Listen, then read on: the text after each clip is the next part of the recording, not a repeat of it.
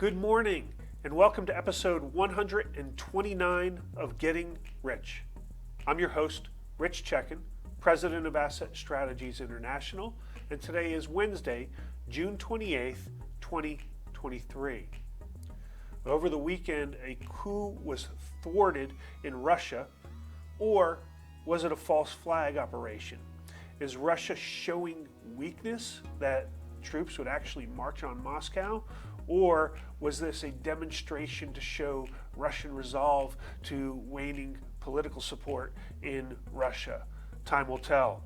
Domestically, Chairman Powell took his tough talk to Congress last week, testifying both before the Senate and the House, continuing his hawkish comments that inflation is sticky and there are more interest rate increases to come. Most expect 2 more 25 basis point increases by the end of this year. While cracks continue to appear in the economy, we just got notice that Ford is looking to lay off 1,000 salaried employees. We all know the issue with commercial real estate. It's in serious trouble where billion-dollar mortgages are going to be left on the table as people walk away. Trillion-dollar commercial real estate mortgages will be left on the table as well. Bankruptcies are on the rise. Credit card debt is surging, which is suggesting that people are paying their bills with credit cards and consumers are in fact tapped out. Yet, despite all that, the Dow so far this year is up 2.35%. The S&P is up 14.04%, and the high-flying NASDAQ is up 29.52%. Gold, alternatively, is only up 4.6% on the year, and silver is actually down 5.1%. Let's take a look at the numbers from last week to this. Gold this morning stands at $1907.90. That's down 1.4% from $1935.70 an ounce last week. Silver is down 1.7% to $22.76 versus $23.16 an ounce last week. Platinum is down 2.7% to $926 an ounce from $952 an ounce last week. And palladium is down 3.8% this week to $1,278 an ounce from $1,329 an ounce last week. So the metals all continue to fall this week. The platinum group metals falling the most, but they tend to be more volatile. Silver outpacing gold to the downside. So the gold-silver ratio is actually up. It's going to take more ounces of silver to buy an ounce of gold this week.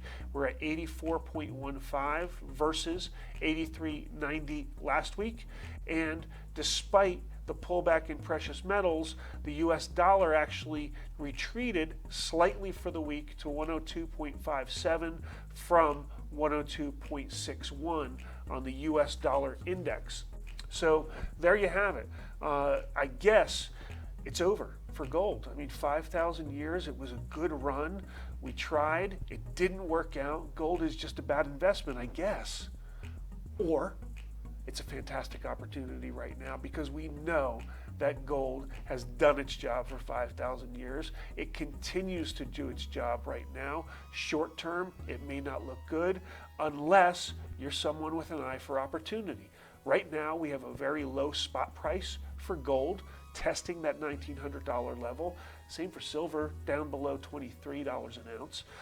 And we're starting to see falling premiums. So the premiums, especially on silver and certain gold coins, are falling as the spot price falls. That's a great opportunity for investors to buy well.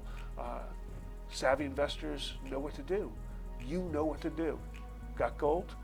As always, we'd like you to go ahead and subscribe to our YouTube channel, send us your comments, like us, subscribe also to our social media at ASI, Twitter, Facebook, etc. Go ahead and sign up for our monthly newsletter information line, our twice weekly alerts. Remember, You look for Michael and I at Freedom Fest, beginning of July, the 12th through the 15th in Memphis, Tennessee. Look for Michael and I at Boca Raton at Rick Rule's Natural Resource Investment Symposium. That's going to be at the third week of July down in Boca Raton. Both are fantastic events, and if you can join us, you should. But don't ever forget that getting rich starts with keeping what's yours.